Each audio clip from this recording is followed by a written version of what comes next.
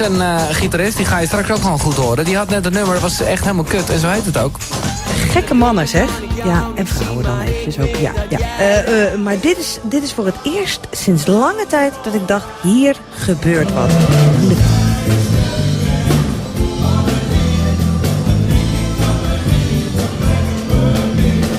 Is van de wereld en de wereld is van iedereen.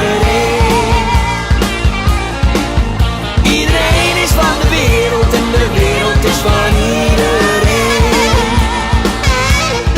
Ja, leuk man. Leuk, applaus. Dankjewel.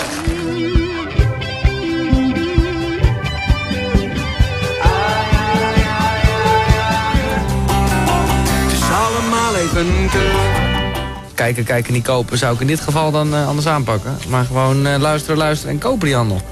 Dankjewel. Ja, Mirko, echt top.